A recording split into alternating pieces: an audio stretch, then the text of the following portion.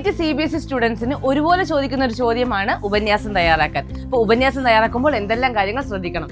മക്കളെ, ആദ്യം തന്നെ എന്ത് വേണം? ഹെഡിങ് വേണം. ഹെഡിങ് നിങ്ങളുടെ ചോദ്യപേപ്പറിനകത്ത് ക്വസ്റ്റിനകത്ത് തന്നെ കാണും. ആ വിഷയം എടുത്ത് നിങ്ങൾ ഹെഡിങ് ആയിട്ട് എഴുതിയാൽ മതി. അപ്പം അത് കഴിഞ്ഞ് ശ്രദ്ധിക്കേണ്ട കാര്യമാണ് 3 പാരഗ്രാഫായിട്ട് തിരിക്കണം എന്നുള്ളത്.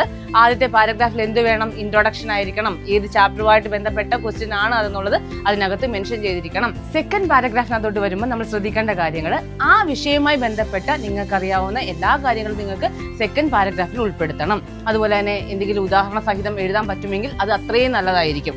എന്തെങ്കിലും വാറിനെ പറ്റിയൊക്കെ ആണെങ്കിൽ, യുദ്ധത്തെ പറ്റിയൊക്കെ ആണെങ്കിൽ അതിനെ പറ്റിയുള്ള ഉദാഹരണ സഹിതം നമ്മളിപ്പോൾ നടക്കുന്ന സമകാലിക സമൂഹത്തിൽ നടക്കുന്ന പ്രശ്നങ്ങളൊക്കെ അതിനകത്ത് മെൻഷൻ ചെയ്ത് എഴുതുക. ഒരു അണ്ടർലൈനോടെ കൊടുത്തു പോവുകയാണെങ്കിൽ വളരെ നന്നായിരിക്കും.